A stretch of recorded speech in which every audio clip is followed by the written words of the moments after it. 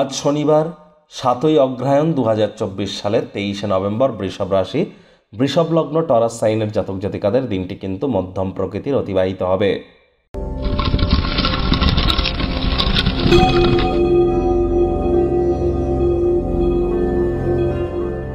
স্ক্রিনে আপনারা দেখতে পাচ্ছেন শনি মহারাজের বীজ মন্ত্র ওম প্রাং প্রিং প্রং স শনিশ্চরায় নমঃ। এটি সন্ধেবেলার সময় 108 বার জপ করুন না। যদি কঠিন বলে মনে হয় তাহলে বলুন ওম শ্যাম শনিশ্চরায় নমঃ।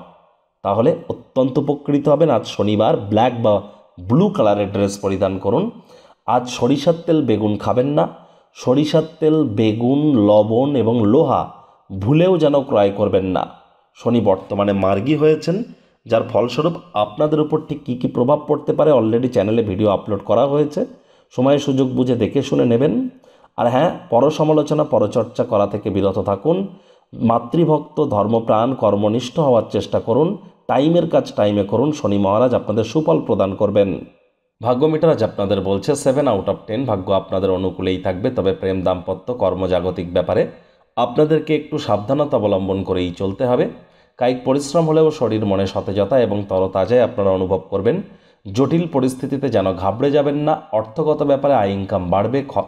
নতুন উদ্যোগ পরিকল্পনার পাশাপাশি নতুন নির্মাণ কার্যের শুরুয়াতও আজ করা যেতেই পারে। কোনো স্থানে টাকা কড়ি আটকে থাকলে ফেরত পেয়ে যাবেন। চাকরিজীবী যারা আছেন অফিসে কম কথা বলে কাজ বেশি করুন। মনের থেকে মস্তিষ্ককে বেশি দাম দিন। কোনো প্রকার অফিস পলিটিক্স বা গসিপিংয়ের অংশ যেন হবেন না। বসের কিন্তু কুনজরে পড়ে যেতে পারেন। রাজনীতিবিদ যারা আছেন জনসংযোগ বৃদ্ধি করুন। কঠোর কায়িক পরিশ্রমের কোনো বিকল্পই কিন্তু নেই। শিক্ষার্থী বিদ্যার্থীদের পড়াশোনায় মনোযোগ আরও বৃদ্ধি করতে হবে। উচ্চশিক্ষার জন্য যারা বিদেশ যাত্রার কথা ভাবছিলেন ভাগ্যদেবীও আজ আপনাদের পক্ষে নেই। আজ আপনাদের সন্তান সন্ততি থেকে থাকলে তাদের দিকে কঠোর সজাগ দৃষ্টি বজায় রাখুন। অসৎ সঙ্গে কিন্তু চলেই যেতে পারে। চোখে চোখ রেখে খুব ইজিলি মিথ্যে কথা বলে দিতে পারে।